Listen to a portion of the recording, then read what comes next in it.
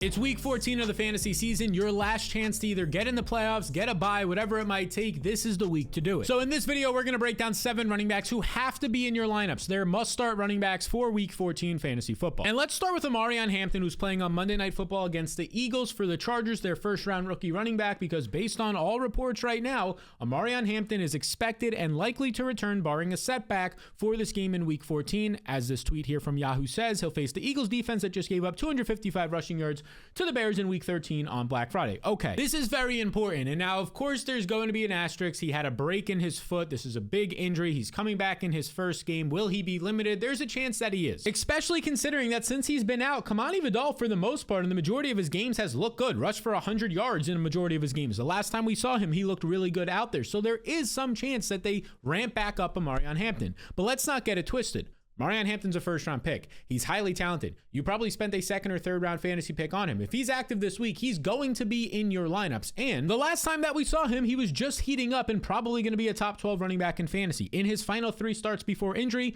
21.8 fantasy points per game, 6 targets, over 14 carries per game. He had an elite role of over 20 opportunities per game. He was averaging 120 total yards per game during that span. Of course, that was all before a foot injury, a break in his foot for a running back, which is very important, but he's back. He's ready. He's been out for 2 months, but now he's back and he has to be in your lineups. You can't just leave him on your bench when you've been waiting 2 months for him to come back from this injury. Now, he's going to come back to a matchup that, I'll be honest with you, it's not the greatest. He's going to be at home on Monday night, but he's taking on the Eagles. And you might look at it and you might say, oh, the last time the Eagles played on Black Friday in week 13, they got gashed on the ground. 130 yards to Kyle Monangai, 125 yards from DeAndre Swift. Both of them found the end zone. They were dominating for 6 and 7 yards per carry individually. I agree with all that. But the Chargers don't have Ben Johnson calling the offense, right? Who's been a great run game or just offensive coordinator, but also calling the run game for the past 4 to 5 years. They're going to have Jim Harbaugh and Greg Roman, who are not the same type of creative play callers and using their personnel in certain ways and getting certain bodies on the field to match up with linebackers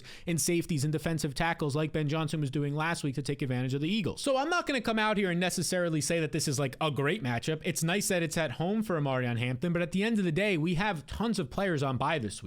You have Christian McCaffrey on bye, obviously would be a fantasy starter. Rico Dowdle on bye, most likely would be a flex option or RB2 for you. With all these players on bye this week, I think it's pretty nice to say, or at least fair to say, that Omarion Hampton should be in your lineups just based on what we've seen from this guy the last 3 times he was healthy alone. And even if you don't like what you saw the last 3 times, like, this is not just a flash in the pan. It's not just that 3-game sample. This is a guy who in his final 2 years of college had 1,500 rushing yards, then 1,660, averaging 6 yards per carry his final 2 seasons, can also catch passes, can also pass protect. They've been waiting so long for him to come back. They had a bye week. They said he might come back in week 13. They gave him that extra week to ramp up in practice. I think he's going to be as healthy as he possibly can be at this point of the season coming off of this injury. I think they're probably going to give him minimum of a dozen, and if he looks good, similar to Bucky Irving this past week, just load him up with nearly 20 touches. And if that's the case, as a 3-point underdog at home, you might even add some targets and receptions in there. Like I said, before the injury, he was averaging about 6 targets per game, so I consider him a must start this week if he's indeed active. The same thing can be said for Kyle Monangai, the 7th-round rookie running back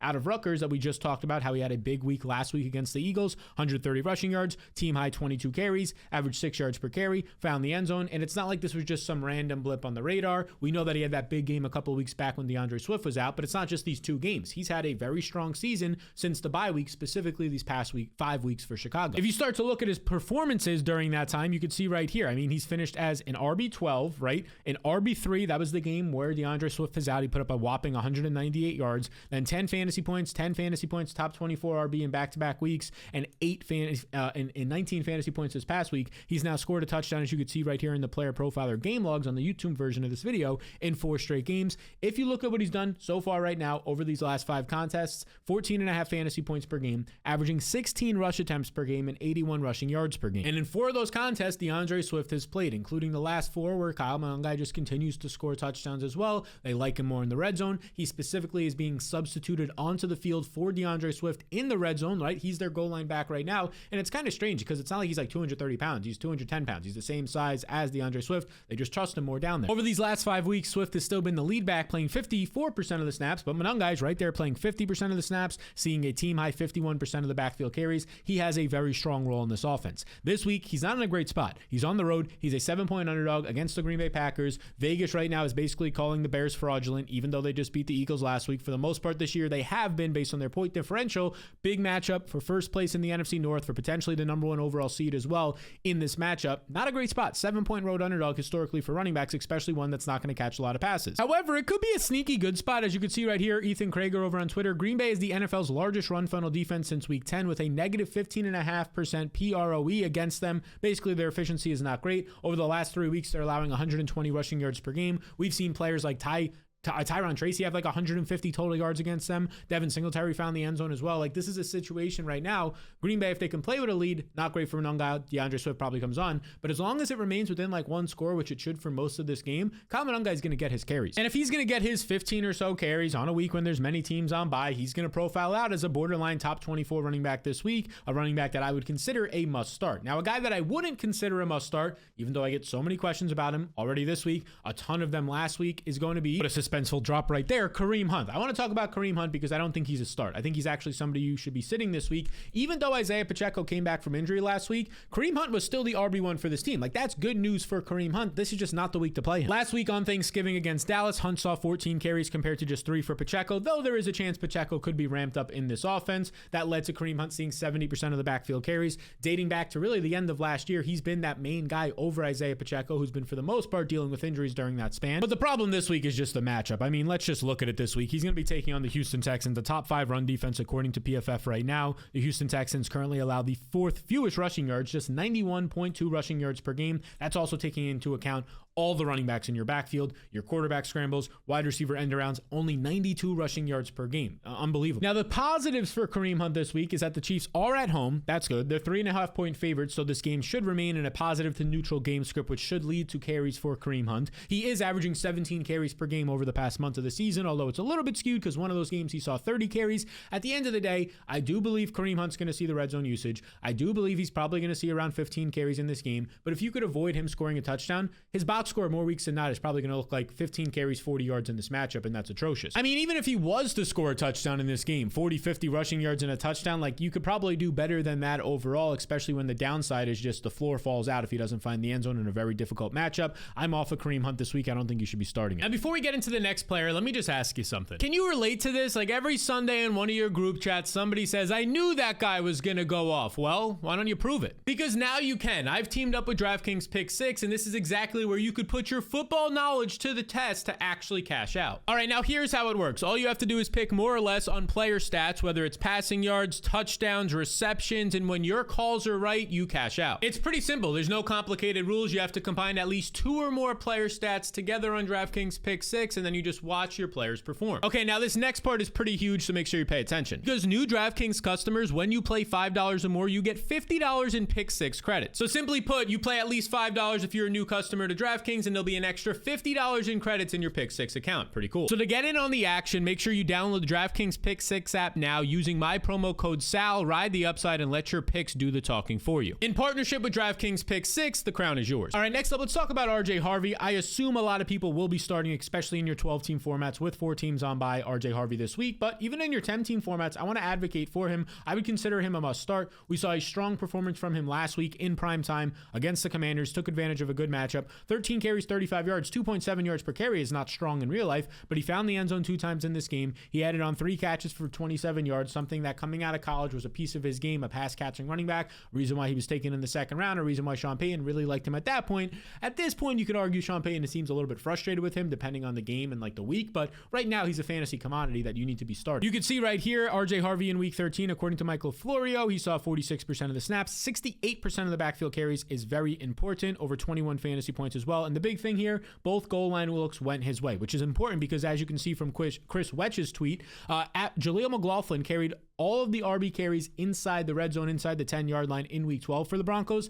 That flipped in week 13. They trusted RJ Harvey, the rookie, to see all 3 of the carries inside the 10-yard line. It led to him scoring multiple times, and Jaleel did not get a single snap inside the 10. So The role is getting better. Now, overall, this rushing attack is not great. If J.K. Dobbins was healthy, he'd still be the lead back, but he's not healthy. R.J. Harvey is back there. They have a lot invested in him. He's versatile, and he's earning goal line looks now. This is something that has to be in your lineup. And it makes it a lot better and a lot easier when, even though he's on the road this week, they're taking on the Raiders. I mean, this is just a perfect spot to be facing the Raiders. The Raiders currently, as of right now, if we were to look through it, they allow, if we scroll here by worst defenses in the NFL, they are currently a bottom 5 run defense. As you can see right here, this says 5th as 5th worst in terms of rankings. They currently allow 16 rushing touchdowns, 112 rushing yards per game to opposing running backs. It's the perfect matchup for week 14, not to mention 7.5 point road favorites for the Denver Broncos. Last time we saw this matchup, it was like Thursday night. It was one of the worst games of the entire season. Nobody got there in fantasy on either side of the ball for the most part. Since then, I would say the Raiders have probably only gotten worse on defense, have picked up a couple more injuries. I would say the Broncos necessarily haven't gotten better on offense, but they've gotten at least a little bit more condensed in terms of the backfield carries with J.K. Dobbins hurt.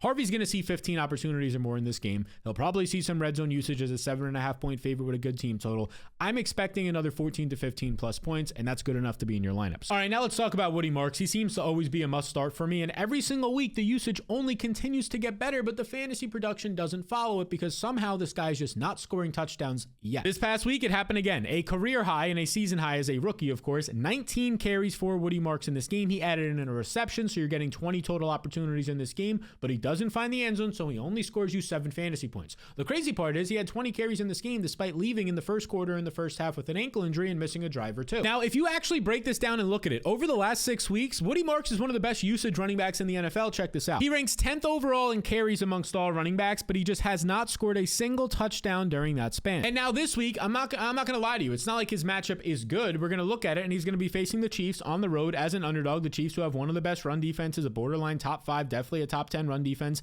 in the NFL. And since week 7, they haven't given up any fantasy points above like 14 to 15 expected fantasy points per game to opposing backfield. So it's not a good matchup. But the thing here is, as an underdog on the road, Nick Chubb's probably not going to see a lot of snaps in this game if the game script goes that the Texans are trailing. Woody Marks should continue to see at least a dozen carries. Should probably be the game where he finally sees some passing game usage. He was known as a great pass-catching running back coming out of college. This could be the game where you get 3, 4, 5 receptions out of Woody Marks, and hopefully the touchdown streak of 6+ straight games without a touchdown breaks. You have to continue to fire this guy up with teams on bye this week. He's going to be seeing probably close to 15 to 20 opportunities once again in this matchup. It's not like the Texans are 10-point underdogs to the Chiefs. It's just 3 points. It should remain a neutral matchup. Tough spot, but I'm going to say that this is the week that he scores. He's plus 160 to score on DraftKings right now in the sports books. That's actually a pretty good odds. Like, it seems like they think he's going to find the end zone finally this week. Another rookie we got to talk about, 6th rounder Devin Neal, who, look, this was a guy who we said you should start last week based on the usage. It looked pretty good, the usage you got out of him. Alvin Kamara was hurt. As of this recording, I'm recording this on Wednesday afternoon. Kamara, we don't have any news if he's in or out. He's probably trending to miss. Devin Neal last week without Alvin Kamara, 14 carries. He ends up also catching 3 balls, back-to-back weeks of good pass catching production out of him. So you get 17 opportunities. Now, at the end of the day, he's only going out there and getting you like 8 or 9 fantasy points, so it doesn't look great. But 17 opportunities is a lot to kind of, that's good. That's solid. That's great. Not only that, but this was elite usage. 81% of the snaps. Evan Hall, who I didn't even know was on the team, and I do this for a living up until this week. Evan Hall was the backup, a former Colt, a former guy coming out of college who was a very versatile back, put up a lot of big seasons in college. 19% of the snaps, not somebody this team is going to trust. As far as it seems right now, Devin Neal was already earning more usage when Kamara was healthy. If Kamara's not going to play again, Devin Neal has to be in your lineups because odds are he's going to see 14 to 15 opportunities again. That's enough, especially when you factor in he's getting all the red zone usage. If he finds the end zone, he's a must start. And now he's taking on Tampa, who last week just gave up 5.6 yards per carry to Bam Knight. And when you factor in Bam Knight's catches in this game, Bam Knight had 36 receiving yards, 60 rushing yards, 98 total yards, and a touchdown. He put up a nice fantasy performance. I would say that Devin Neal is a similar caliber player to Bam Knight, and now he's going into this matchup against Tampa. As long as the game stays relatively close, we're talking within 7 to 10 points, he should get his touches. Now, I say relatively close because that's important this week. The Saints are on the road as 8.5 point underdogs, one of the biggest underdogs on the week, so this one just can't turn into a blowout. Even if it does, Devin Neal's shown good pass catching abilities, and there's nobody else that they trust in that situation if indeed Kamara is out. So I would say with this type of usage, everything that we're talking about right now, Devin Neal is not going to pop off the page as a top 20 running back this week, but he's a top 30 running back, strong flex option, decent RB2 option as well. Now, before we get into the next running back in this video, 2 seconds of your time. I won't take up too much time here. Just hit that subscribe button if you find my content helpful, enjoyable, whatever you might think. It really goes a long way when you hit the subscribe button. All right, now I got to talk about Jordan Mason. This one is a little bit, convoluted. It requires some context here because Jordan Mason is an interesting player. Now, he hasn't been good at all in fantasy lately, but the reason why he could be a must start this week is Aaron Jones suffered a shoulder injury last week. He did not return to the game. It's not considered serious, and he's right now day to day. Again, I'm recording this on Wednesday. Full practice reports haven't come out today. Track their practice reports on Wednesday, Thursday, and Friday this week. If Aaron Jones was to be limited or missing practices, that's wheels up potentially for Jordan Mason. Either way, it looks like Aaron Jones is going to enter this game banged up. And earlier this season, when Aaron Jones was out, Jordan Mason in 4 games, weeks 3 through 7, averaged 15 fantasy points per game, 15 carries per game, 71 rushing yards per game. He was the commanding clear RB1. Xavier Scott, the third string running back, factored in a little bit, especially as a pass catcher, but Jordan Mason was the workhorse back. That's something to keep an eye on this week based on the practice reports for Aaron Jones. And the other reason why this is very important is because either way, this is finally going to be a game where it looks like it should stay close for the Vikings. I mean, they've been atrocious with their quarterbacks. It looks like JJ McCarthy should return, and the Vikings are actually favorites this week. Jaden Daniels has a chance to return for the Commanders. It doesn't really matter. That's their opponent this week. The Vikings still look like they're going to be favorites this week, and it's a matchup against the Commanders that is really good. Even if Aaron Jones suits up this week, if the game remains close, Jordan Mason should see around a dozen opportunities and some red zone usage. He still would be a flex option at worst. Because these are the last 3 games for the Commanders. They've allowed 142 rushing yards on 10 yards per carry to Jahmyr Gibbs. They allowed 120 rushing yards on 6 yards per carry to Devon Achane. Last week, we already talked about it earlier, RJ Harvey found the end zone twice. He had his best fantasy day of the season, putting up 21 fantasy points. On the year right now, the Washington Commanders allow 133 yards per game to opposing backfields. That's tied for the 5th most. So a bottom 5 run defense this season. This is a really good matchup. This, no matter who is starting. They're allowing 19.5 fantasy points per game to opposing RB1s this season. So good spot. If Aaron Jones is in there, he's a flex option. If he's out, must start Jordan Mason. Either way, Mason becomes a flex. So these are the running backs that I would consider must starts for this week. Now later on this week, tomorrow, I'm going to be dropping the wide receiver video. That will drop right here. But until then, you can check out the players that I consider are skyrocketing up the fantasy rankings the most right now, heading into the fantasy postseason. If these guys are on your team, you're in a really good situation.